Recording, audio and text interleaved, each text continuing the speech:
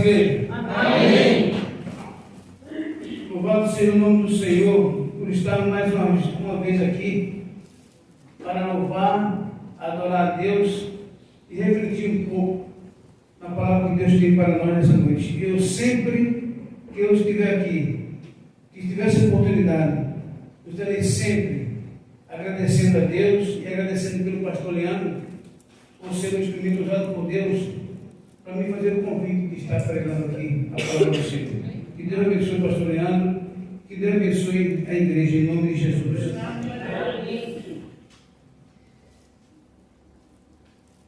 Irmãos, o irmão Cid me chamou para louvar com ele, junto com ele, agradeço ao irmão também.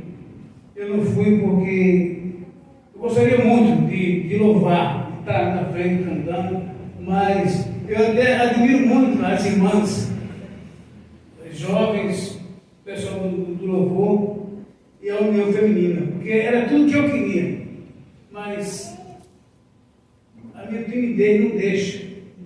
Sou muito tímido para cantar, para falar em público, sempre fui, mas tem alguns louvores, algumas letras maravilhosas que eu, juntamente com um amigo meu lá de Recife, dentro do estúdio de gravação, fizemos, tem mais de 30 anos, tem bastante, de vez em quando eu estou dando um pulmãozinho para ele louvar aqui com a igreja, mas para estar aqui na frente cantando é difícil. E as irmãs, vocês que fazem parte do Ministério do Louvor, estão de parabéns. Mas tudo eu creio que é questão de chamado. Vocês estão no chamado de vocês. Então, invistam, insistam no ministério de vocês, porque se vocês estão aqui, é porque Deus os colocou aqui. Eu creio isso em nome de Jesus. Então, vamos, irmãos. Irmãos, abra, se não quiser abrir, não abra. No texto da mensagem, desse mês, do tema desse mês, que é não deixe o amor esfriar. É Mateus 24, 12 e 13. Mateus 24, 12 e versículo 13. E eu creio que está no coração de todos vocês já, porque é o texto do tema desse mês, que a igreja está vivendo aí e está orando, para que Deus faça com que o amor, o nosso amor, não venha esfriar. Amém? Diz assim, não é nesse texto que eu vou pregar, mas eu gostaria de enfatizar para os irmãos. Diz assim, versículo 12 e 13. E por se multiplicar a iniquidade, o amor de muitos esfriará, mas aquele que perseverar até o fim será salvo. Vou repetir. E por se multiplicar a iniquidade, o amor de muitos se esfriará, mas aquele que perseverar até o fim será salvo. É só para enfatizar o tema desse mês. Daqui a pouco nós entramos na mensagem que Deus colocou no meu coração para ministrar. Irmãos, o que é que faz esfriar o amor? O que é que faz esfriar o amor? Eu sei que muitos podem até responder, a iniquidade. Não é. Não é a iniquidade que faz esfriar o amor. Quem pratica a iniquidade é a igreja? Pergunta. O que é iniquidade? Iniquidade é dar as costas para tudo que é mandamento e lei de Deus. Não está nem aí com as coisas de Deus. O iníquo, ele vive nesse pecado. A A iniquidade, no entanto, é viver habitualmente no pecado. Então, a igreja, não existe um salvo, não existe nenhum que nasceu de novo, que foi regenerado, que pratique o pecado da iniquidade. O pecado da iniquidade é praticado pelos ímpios e não pela igreja. Não existe um crente que nasceu de novo e que vai esfriar o seu amor porque ele praticou a iniquidade, porque eu digo que é impossível um regenerado, um salvo, ele praticar a iniquidade.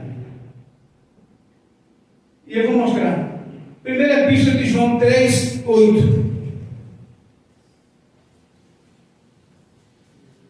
Primeira Epístola, primeira carta de João 3, 8. Eu vou ler aqui na ACF, mas outras versões é um pouco diferente. E eu explico. 3, 8 diz assim.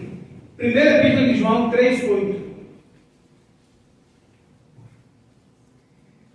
Quem pratica o pecado é do diabo, porque o diabo peca desde o princípio. Para isto, o Filho de Deus se manifestou para desfazer as obras do diabo.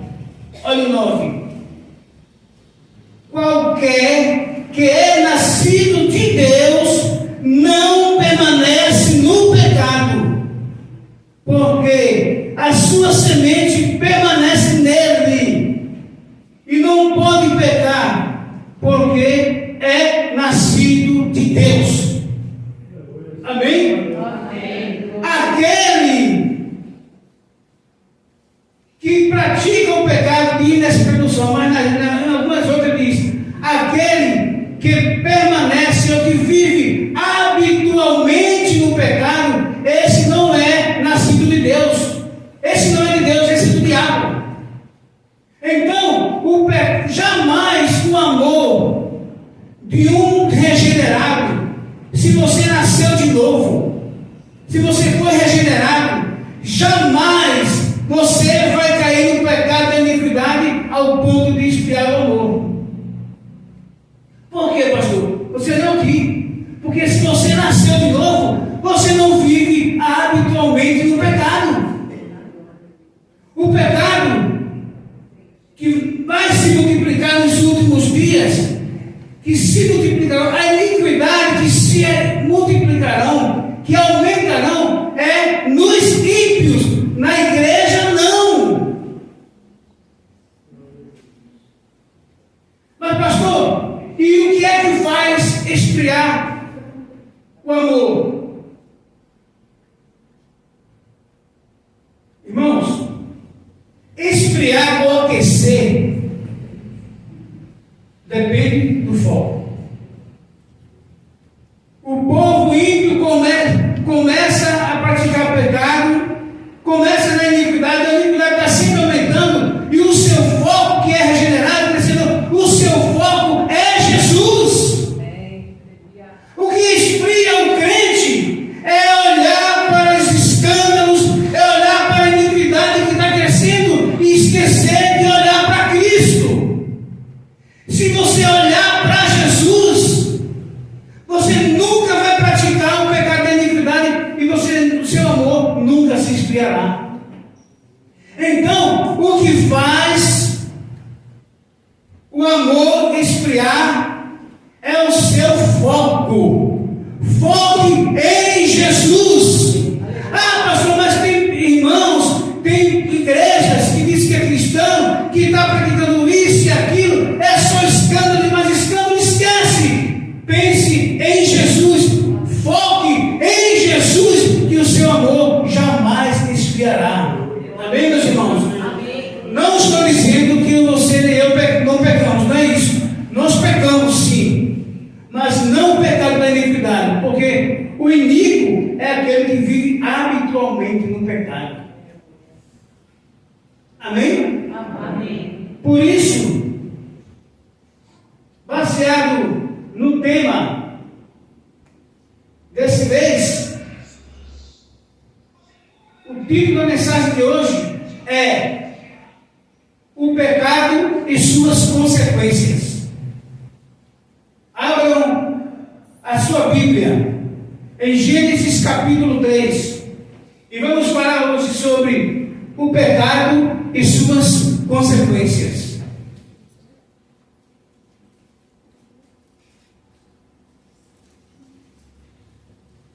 Gênesis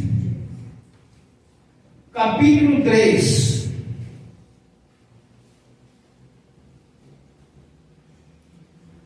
A partir do versículo 1. Vamos até o 8, porque de 1 a 8 está mostrando a origem do pecado. E do 8 até do 9 ao 24 está ali as consequências do pecado. Se der tempo, terminaremos aqui a mensagem. Se não der, continuaremos ela. Mas eu vou falar sobre o pecado e suas consequências. Porque o pecado é terrível. Não brinque com o pecado. Diz assim a palavra do Senhor: ora, a serpente era mais astuta de todos os animais do campo que o Senhor Deus tinha feito. E disse à mulher: é assim que Deus disse. Que Deus disse: não comereis de toda a árvore do jardim. E disse a mulher à serpente, que na verdade é o serpente, mas nós temos aqui nas nossas traduções a serpente. E disse a mulher à serpente: do fruto das árvores do jardim, do fruto das árvores do jardim comeremos, mas do fruto da árvore que está no meio do jardim, disse Deus: não comereis dele, nem nele tocareis, porque não morrerás. Então a serpente disse à mulher: certamente não morrereis, porque Deus sabe que no dia em que dele comerdes, se abrirão os vossos olhos e sereis como Deus, sabendo o bem e o mal. E viu a mulher, observa aqui, e viu a mulher que a árvore era boa para se comer e agradável aos olhos, e a árvore desejável para o entendimento. Tomou do fruto e comeu, e deu a seu marido, e ele comeu com ela. Então foram abertos os olhos de ambos, e conheceram que estavam nus, e cozeram folhas de figueira, e fizeram para si aventais. E ouviram a voz do Senhor Deus, que passeava no jardim pela viração do dia, e esconderam-se Adão e sua mulher da presença do Senhor Deus entre as árvores do jardim. Amém, irmãos? Feche seus olhos por alguns segundos, vamos fazer uma oração em nome de Jesus. Senhor nosso Deus, nosso Pai que está nos céus, Pai, nós estamos aqui para ouvir a Tua palavra, para Te adorar, para abrir nosso coração e receber a Tua palavra como alimento para as nossas vidas, meu Pai. É a Tua palavra que alimenta nosso espírito. E estamos aqui abrindo nosso coração para ouvir a Tua palavra e entender aquilo que Teu Espírito quer que nós venhamos entender nessa noite, Pai. Pai, abençoa cada irmão, cada família aqui representada. Que o Senhor abra os ouvidos espirituais e que elas entendam o que o Espírito Santo quer falar para a igreja hoje à noite. É assim que eu oro ao Senhor e agradeço em nome de Jesus. Amém?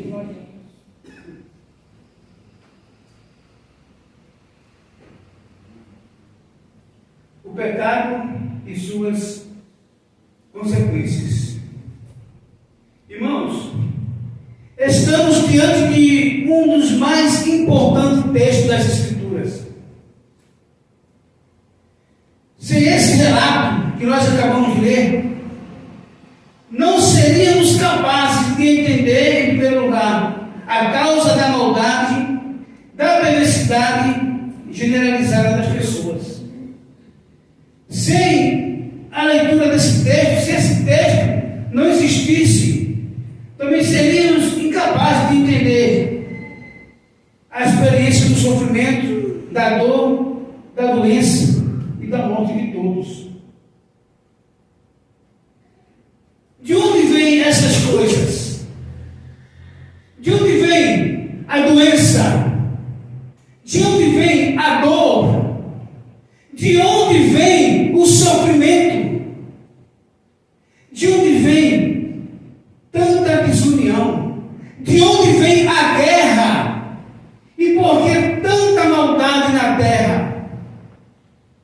Sem esse texto que nós lemos, seríamos incapazes de entender de onde vêm essas coisas.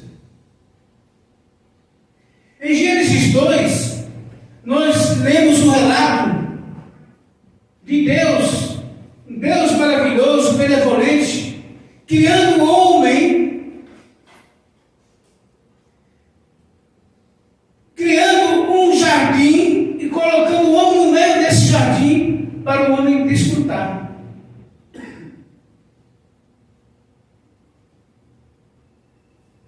Isso mostra que esse Deus é maravilhoso, é bondoso. Mas existe uma pergunta que não quer calar. Existe uma pergunta. Existe uma pergunta, meus irmãos, que tem sido um verdadeiro fantasma, que tem assombrado qualquer pessoa que tenta filosofar, tenta, através da ciência, entender porque as coisas estão do jeito que estão. Tem pessoas que dizem, a pergunta é essa, que elas fazem: como?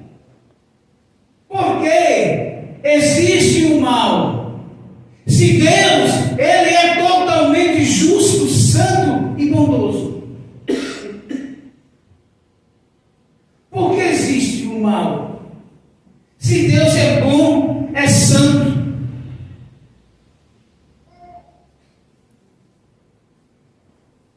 E a resposta está aqui, onde acabamos de ler. Irmãos, o pecado não confessado e largado, ele é igual a um gole de pinga, de cachaça, que a pessoa toma um gole, toma outro, outros e outros, até cair e ficar caído e humilhado. O pecado, ele não confessado e largado, ele é assim. Ele destrói famílias, ele destrói, ele tira, arranca empregos, ele destrói a moral. O pecado humilha, destrói famílias, destrói casamentos, destrói uma comunidade e uma sociedade.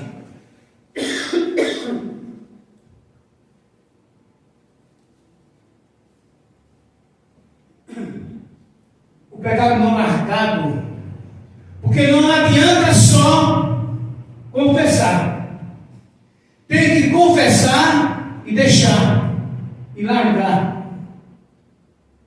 Assim funciona. Assim o seu amor nem o meu esfria. O pecado, ele confessado e não largado, esfria o amor. Observe que eu não estou falando, não estou me contradizendo, dizendo que é iniquidade. Não, estou falando do pecado, aquele que nós cometemos aí algumas vezes.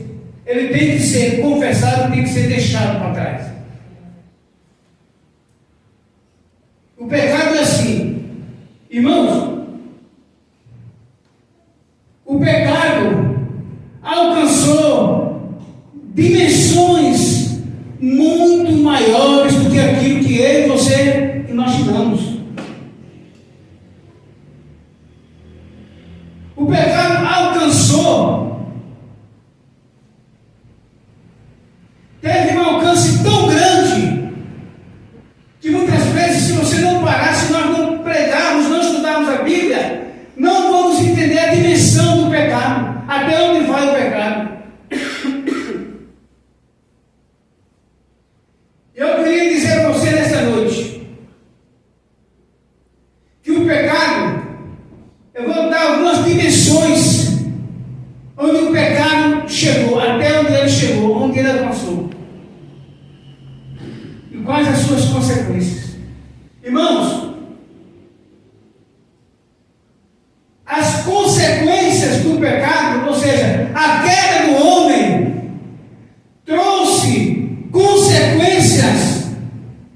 Em primeiro lugar, teológicas. O pecado, ele trouxe consequências teológicas.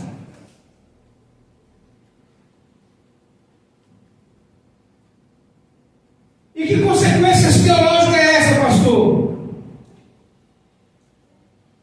Irmãos, o pecado trouxe consequências teológicas, psicológicas, consequência social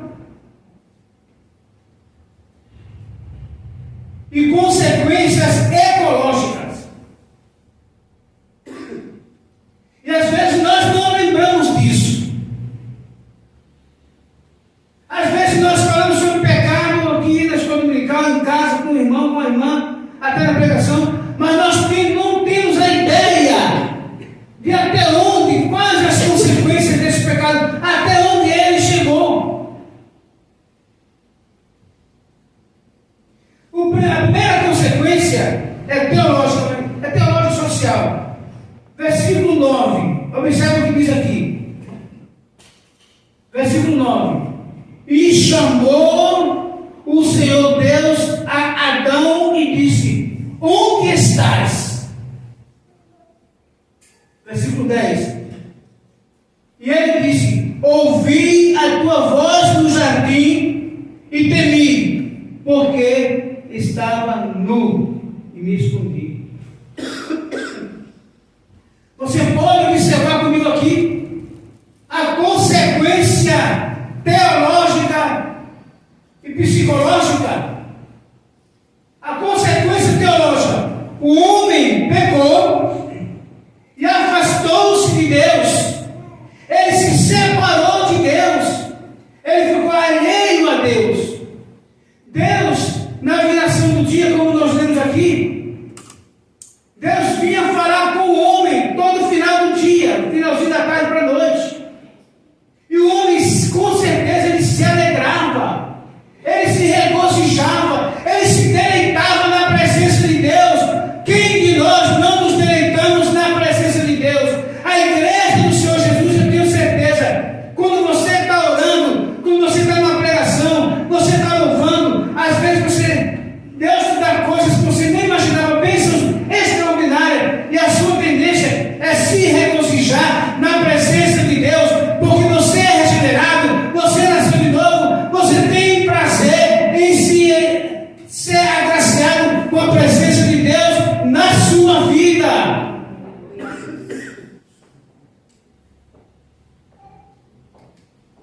A primeira consequência teológica é o afastamento de Deus, do homem de Deus. O homem, ele perdeu a comunhão de intimidade com Deus. Agora, ele se esconde. Foi isso que nós lemos. Depois que Adão e Eva pecaram, eles que se regozijavam na presença de Deus, quando Deus chega para falar com eles, Deus chega para ter comunhão com eles, o que é que eles fazem? Eles se escondem. Ele tem medo de Deus. Percebe agora a consequência psicológica? O homem agora, ele passa a ter medo de Deus, a ter vergonha de Deus, porque ele viu que estava nu. Então, a consequência teológica, ou seja, porque o homem rompeu com Deus, isso causou consequências psicológicas. Ele agora tem medo da presença de Deus.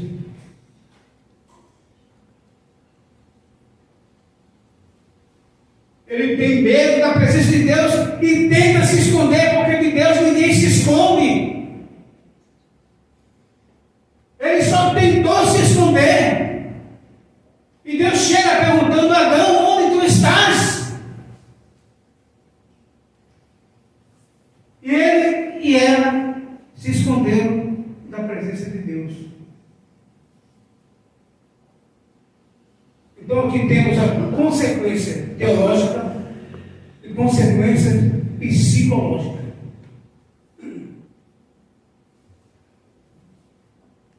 O versículo 11 diz assim: E Deus disse: que estavas nu.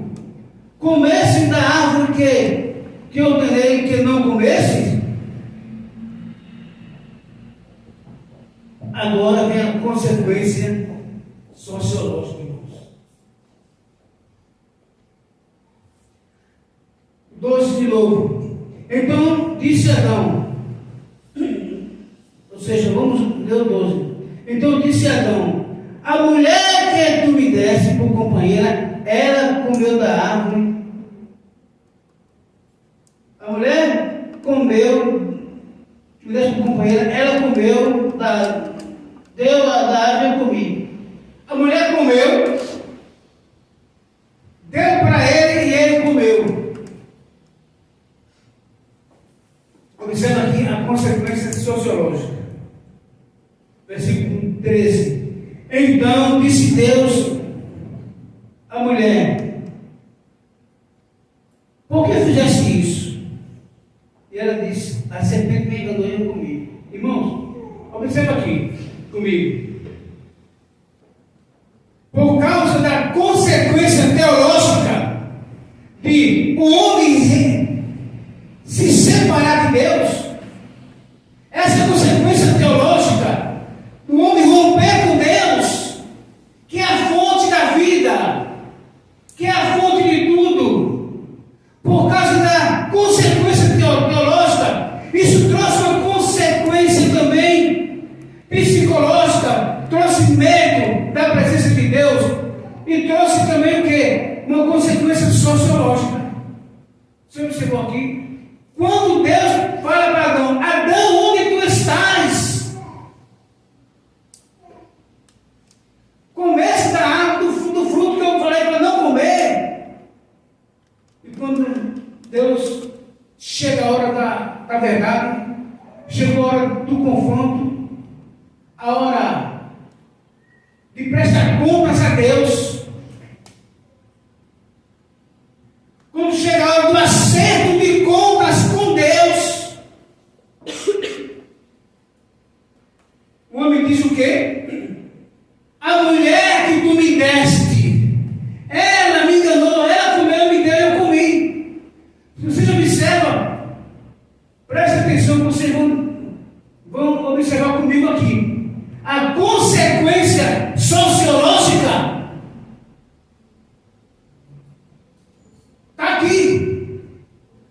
O homem, ele não assume responsabilidade.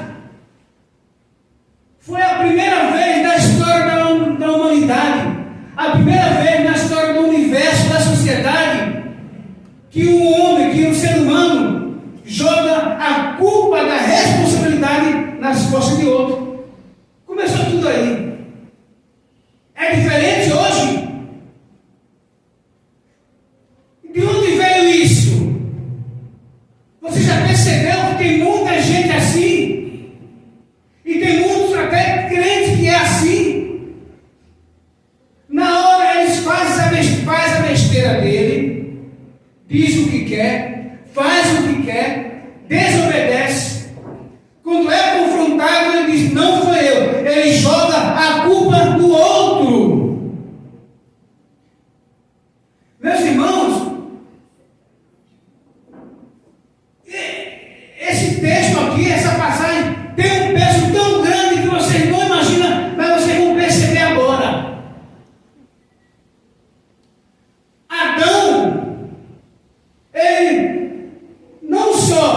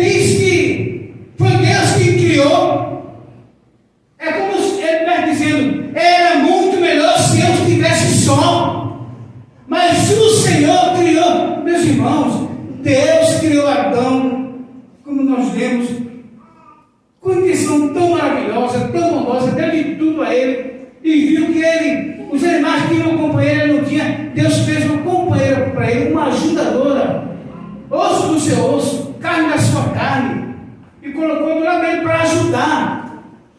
E agora ele reclama com Deus e diz: foi a mulher que tu me deste, não foi eu. E muita gente tem esse costume de jogar a responsabilidade nas costas do outro. Deus confronta Adão. Adão olha para trás e diz: foi ela.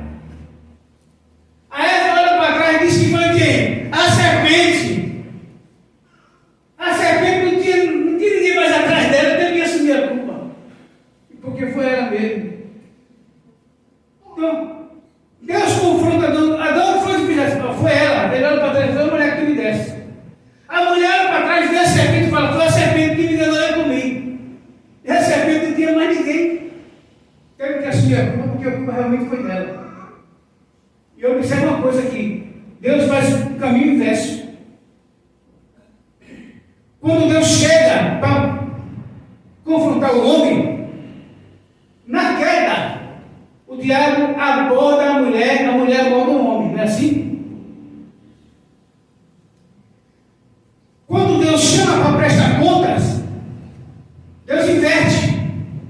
Deus confronta primeiro o homem, depois a mulher e depois a serpente.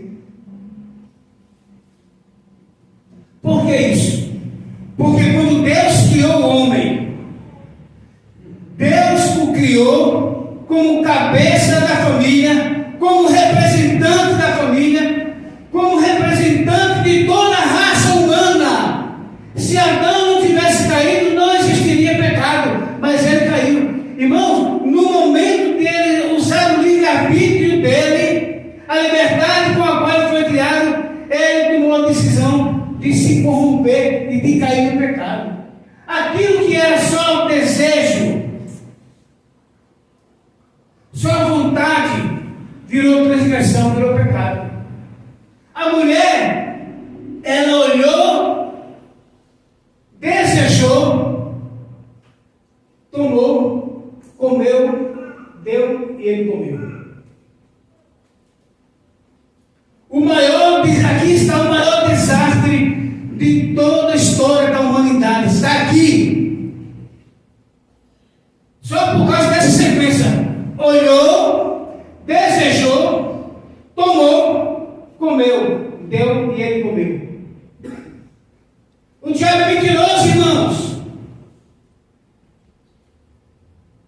Nós sabemos que ele é pai de mentira. Muitas vezes ele quer isso também de você. Ele quer que você olhe, deseje,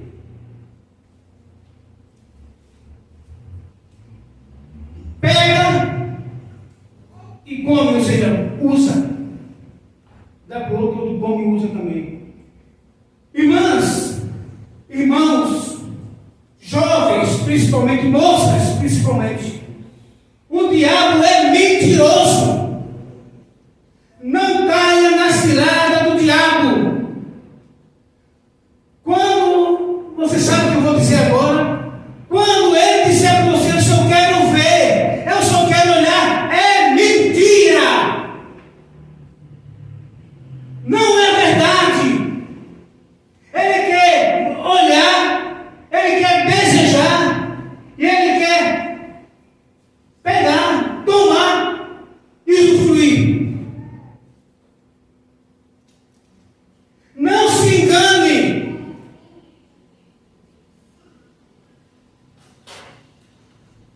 Nunca se engane. Ele quer pegar, ele quer olhar, quer que você olhe, quer que você deseje, quer que você pegue e use. Você sabe o que eu estou falando?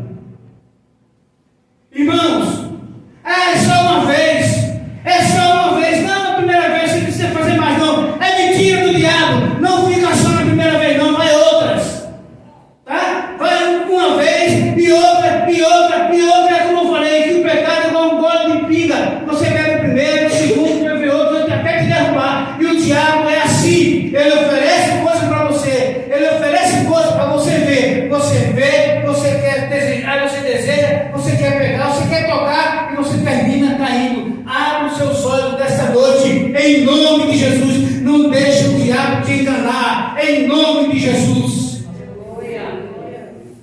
Aqui temos as consequências psicológicas, teológica, psicológica, consequência social, de que não querer assumir responsabilidade e culpa e jogar isso de outra pessoa. E por causa disso, observa aqui, versículo 14. Então o Senhor Deus disse à serpente: porquanto fizeste isso, maldita serás mais do que toda a fera do campo, todos os animais do campo. Sobre o teu ventre te rastejarás, e comerás pó todos os dias da sua vida. Observa isso, tá? A maldição aqui para a serpente. E agora, 15. E porém inimizade entre ti e a mulher, entre a mulher, entre a tua descendência e a tua semente da mulher. E te ferirás o calcanhar, e ferirás ele. Te ferirá a cabeça, e te ferirá o calcanhar. E aqui, irmãos, Deus observa mais na frente que Deus falou assim, que por causa disso, Deus amaldiçoou a terra.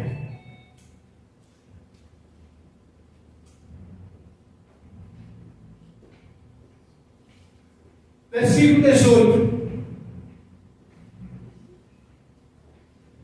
17 e 18 diz assim: e Adão disse: porquanto deste ouvido a voz da tua mulher, comeste da árvore que te ordenei, dizendo: não comerás dela, maldita é a terra, maldita é a terra, maldita é a terra por causa de ti. E diz aqui, o 18: espinhos e cardos também produzirá. Amém? Deus diz, olha aqui, irmão.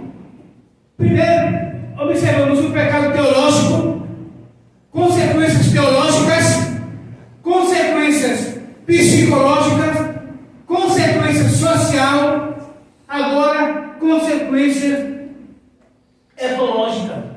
Deus disse: por causa de ti, a terra será maldita, ou maldita será a terra por tua causa. Observa a consequência ecológica. A terra passou a produzir espinhos e abrolhos, ou seja, ervas daninhas, ervas venenosas. Vou correr aqui para terminar. É o seguinte: aqui nós temos as consequências teológicas, sociológicas, psicológicas, social, ecológica. A zoologia também está aqui. Irmãos, a terra, ela não é mais o que ela era.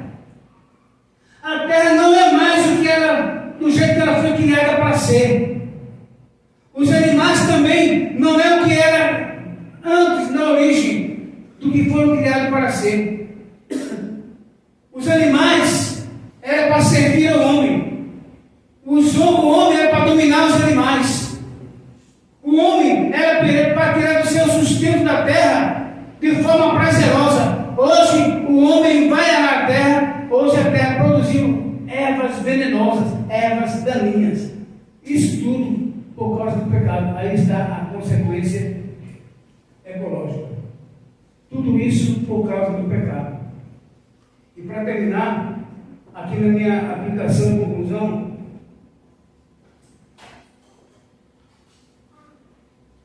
eu gostaria de fazer minha aplicação dizendo o seguinte: meu irmão, minha irmã, vocês acabaram de ouvir, vocês têm Bíblia para ler, vocês leram, ouviram e têm Bíblia para ler em casa. De onde veio todas as doenças, a maldade, as guerras, doenças, fome, peste? E de onde veio essa acusação? Essa coisa de um ser humano não assumir responsabilidade e culpa, querer transferir para outro. Irmãos, em nome de Jesus, não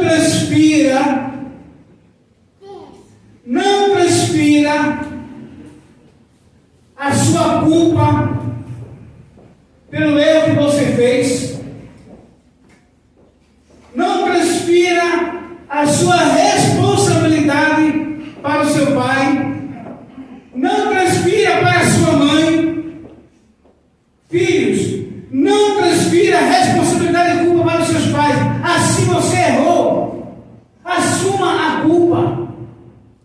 Assuma, diga que eu pequei.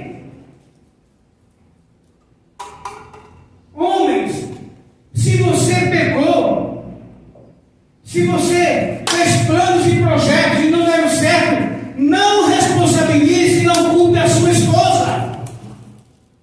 O projeto não deu certo, a culpa é minha. A culpa é sua, não é da sua esposa. Irmãos, igreja do Senhor Jesus, não transfira a responsabilidade da culpa para o pastor e para o ministério. Ah, eu errei, mas por causa do pastor. O pastor não me aconselhou, o pastor não orou por mim, o pastor não me chamou para conversar. Não, assuma a culpa, assuma o pecado diante da igreja, diante de Deus, peça perdão a Deus e largue o pecado.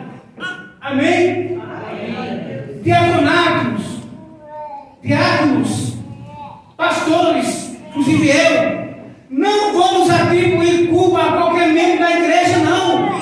Se nós erramos, se nós caímos em pecado, a culpa não é de ninguém, não é dos irmãos da igreja, não é do diaconato, a culpa é minha. Então, nós temos que assumir a nossa culpa, porque o pecado é coisa séria. Não brinque com o pecado, não brinque com ele. Você termina se entristecendo e realmente o amor vai esfriar. Amém, meus irmãos? Amém. Que Deus continue abençoando vocês, em nome de Jesus.